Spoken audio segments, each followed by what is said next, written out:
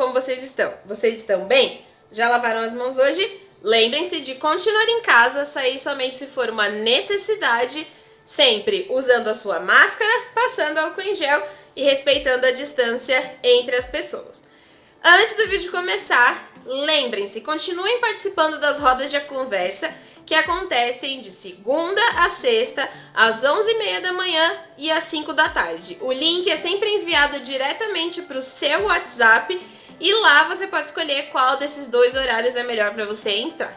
Nas rodas de conversa, eu estou enviando um link com uma planilha do Google Docs, onde vocês podem acessar qual a aula e o link direto para o vídeo, assim vocês conseguem fazer as atividades. Ou seja, entrando na roda de conversa, você tem acesso direto a essa planilha, porém vocês também vão receber essa planilha no WhatsApp. Então é um jeito de facilitar todo esse processo para todos vocês, ok? Oi, turma! Hoje nós vamos fazer uma revisão de perspectiva. Então vocês que estão no sketchbook vão ver algumas ilustrações e eu vou dar 2 exercícios de revisão. Os exercícios de revisão não precisam ser entregues, mas eles precisam ser feitos.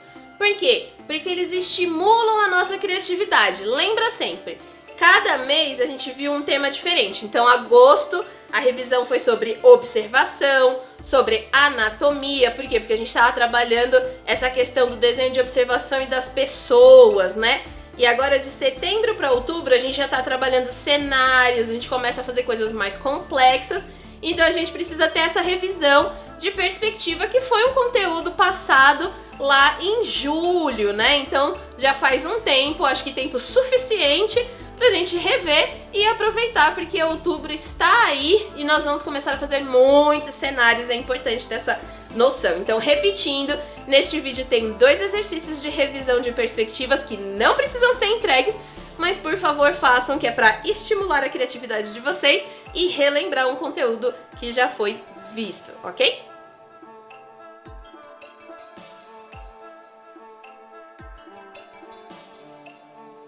Então, dando sequência aqui a essa parte de preenchimentos, vocês vão notar que eu uso uma camada para o contorno, outra para o preenchimento, mas na mesma camada do preenchimento faço luz e sombra, porque eu não usei nenhum tipo de luz e sombra muito contrastante, né? Elas não são muito berrantes a diferença de cor, elas são basicamente um volumezinho, só para que a pessoa consiga, quem tá vendo esse desenho, consiga perceber que ali tá acontecendo uma situação de luz e sombra, principalmente na parte do rosto, né, onde fica próximo ali do rosto da personagem, no caso sou eu, sendo um autorretrato, mas só para vocês entenderem, porque ela também está em primeiro plano. Então tudo que estiver em primeiro plano merece um tratamento aí melhor, né? Merece mais atenção, porque um dos recursos da pintura, que também pode ser usado na ilustração, é o fato de que tudo que está em último plano, ou que é um fundo, ele pode ser levemente abstrato. Você não precisa fazer com que ele seja 100% detectável, né? Que você consegue perceber perfeitamente o que é aquele plano de fundo. Tem esse recurso, que é você colocar um plano de fundo mais abstrato, com pedaços ou só com elementos soltos, mas que as pessoas conseguem bater o olho e falam assim, então isso daqui faz parte do fundo, né? Isso daqui é uma mesa com vaso, mas não é tão preenchido de detalhes e luz e sombra quanto seria o desenho que está em primeiro plano. Então isso é uma dica, né? Que eu dou para vocês aí, para vocês fazerem a ilustração. Ainda nessa sequência de falar da parte da ilustração de luz e sombra, é importante que vocês tenham um foco. Então, de onde vai vir esta luz, para você saber onde vai ficar essa sombra.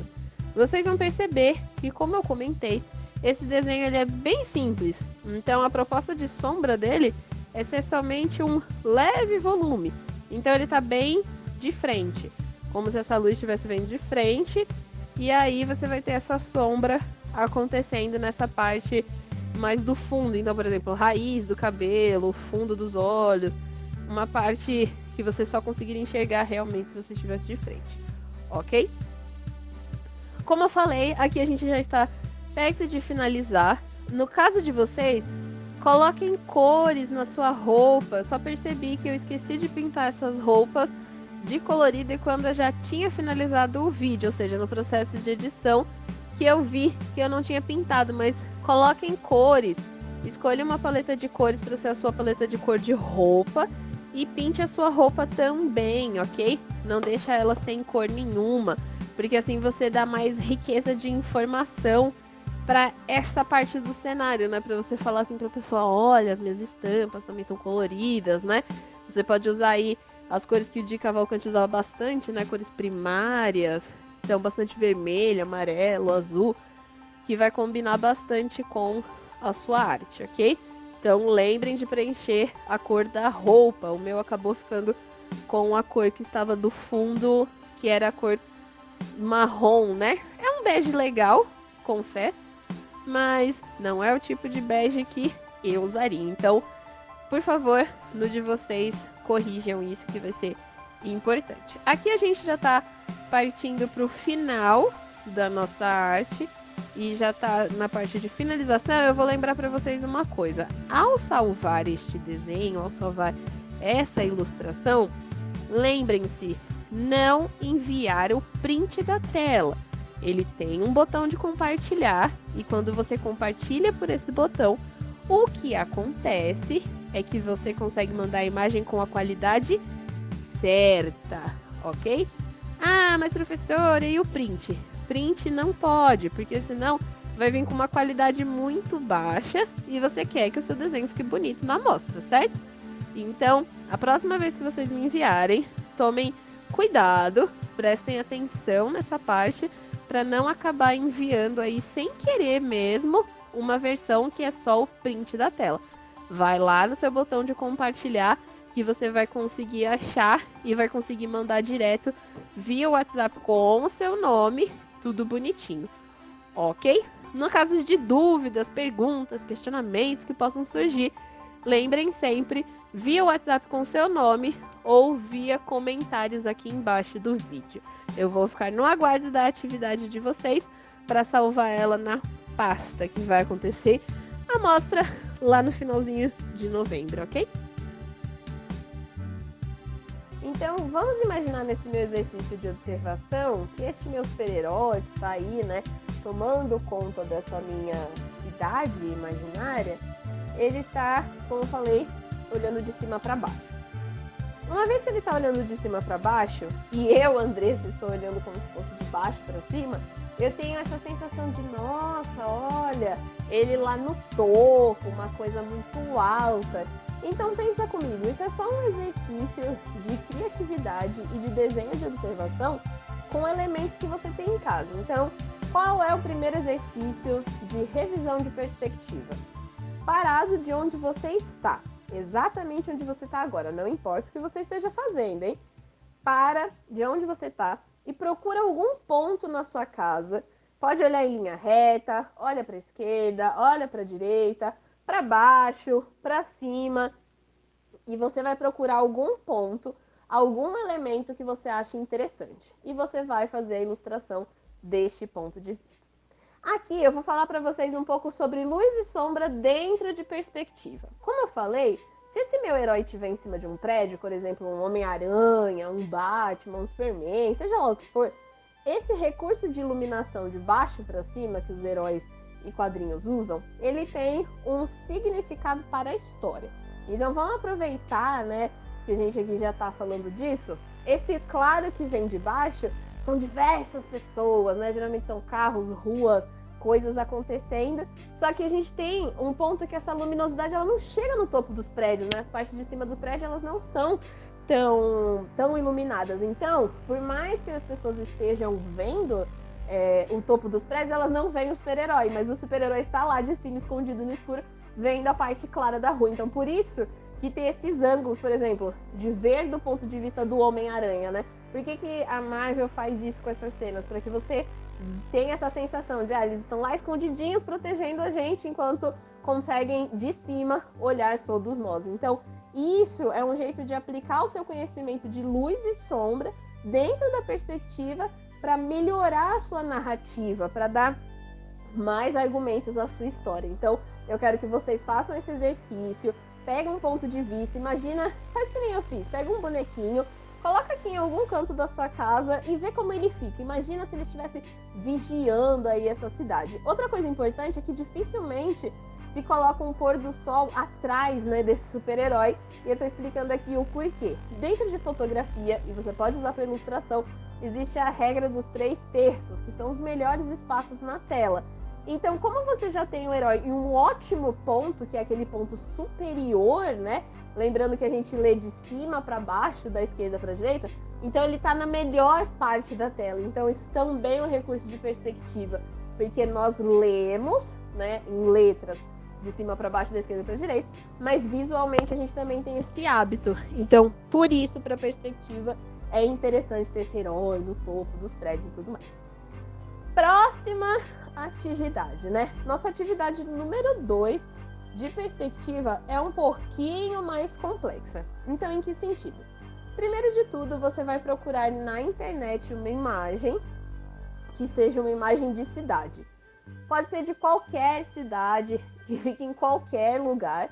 E aí, você vai fazer isso à mão também. Se você quiser colocar régua, pode usar régua. Eu sei que exercícios de perspectiva geralmente exigem uma régua, mas tenta fazer com a mão livre mesmo. Tenta exercitar esse lado do esboço, do rascunho, do planejar a ideia, né? É por isso que a gente desenha, pra gente ter o planejamento dessa ideia. A gente concretizar ela em um rascunho e aí ver se ela faz sentido ou não. Então, a primeira etapa é pesquisar na internet uma foto de uma cidade e ver se você gostou daquela perspectiva. Fotos de cidade, fotografias arquitetônicas, elas são sempre muito desafiadoras justamente porque elas precisam explorar uma perspectiva diferente. Então, se você colocar assim, São Paulo no Google, você vai ver muitas fotos com a mesma perspectiva, né? Super alto, aí os prédios bem afastados, pequenininhos, que é uma perspectiva muito do topo da cidade, né? Para a câmera pegar o máximo de cidade possível. Ou a gente vai ter aquelas fotos que são a vista do próprio prédio, da pessoa, onde a pessoa mora, para a rua, né? Então, ter uma fotografia arquitetônica interessante, que faça com que destaque o prédio, também é um grande mérito da perspectiva, só que no caso usado aí pelos nossos colegas de audiovisual, né? Então, é isso que faz com que cenas de filme sejam interessantes, cenas, por exemplo, de ação ou cenas de suspense, porque eles fazem com que a cidade, ela interaja com você naquele momento. Para nós que somos ilustradores, né, designers, o que a gente pode aproveitar disso? Lá no primeiro exercício, eu falei para vocês imaginarem que pode ser um bonequinho, um herói, mas tem que ser um ponto de vista da sua casa. E aí você vai aplicar isso. Neste daqui, o que está contando a história é justamente esse ponto de vista. Então, se você tem perspectivas mais fechadas, você geralmente tem uma ilustração de suspense, alguma coisa misteriosa acontecendo. Quando você tem uma perspectiva aberta, então, por exemplo, como eu fiz aqui, né? É uma rua que dá pra ver o final daquela rua. E no final daquela rua tem uma ponte. Então, tem uma história sendo contada. As pessoas naturalmente vão ficar curiosas pra saber de onde é essa ponte. E aí que vem a parte legal dessa atividade. Você vai criar a sua cidade. Então, na foto que eu usei de referência, não tinha uma ponte no final da rua. Pelo contrário, tinham mais prédios. E eu pensei, eu quero que essa rua seja aberta, né?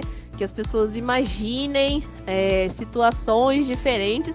E para que eu possa aplicar mais perspectiva. Porque se ela está longe e ela está grande assim, então a gente imagina que ela é uma ponte bem grandona. Outra coisa que eu vou aproveitar nessa ponte para mostrar para vocês é que o tamanho dos veículos importa e também faz com que as pessoas tenham noção de distância. Então, assim que eu termino de fazer as hastes, os arames, né, aqui das minhas pontes arquitetônicas, vocês vão ver que eu vou fazer 3 veículos diferentes. Então, eu vou fazer um ônibus, um caminhão e um carro, e aí vocês conseguem perceber a diferença de tamanho entre eles.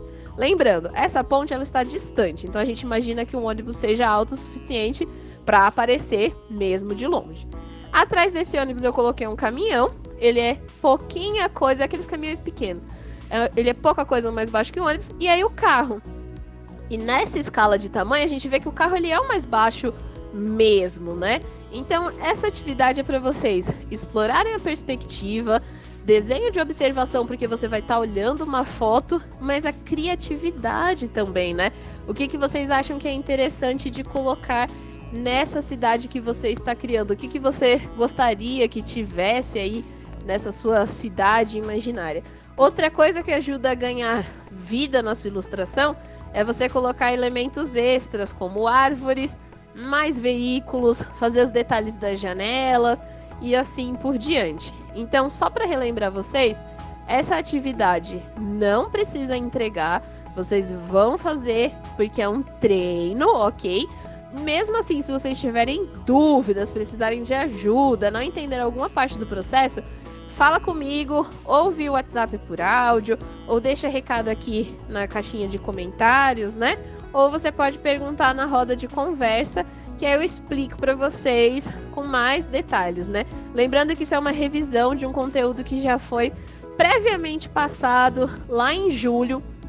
Então, os vídeos de julho têm explicações mais complexas ainda. Nós fizemos corpo em perspectiva, nós fizemos perspectiva isométrica, nós fizemos diversos tipos de perspectivas diferentes ao longo de julho para poder trabalhar essa temática aí dos cenários, das cidades, como aplicar isso em pessoas e assim por diante, ok? Eu espero que essa revisão ajude vocês, porque logo mais agora em outubro nós vamos começar a fazer releituras de cenários e releituras que precisam de bastante perspectiva nessas artes, ok?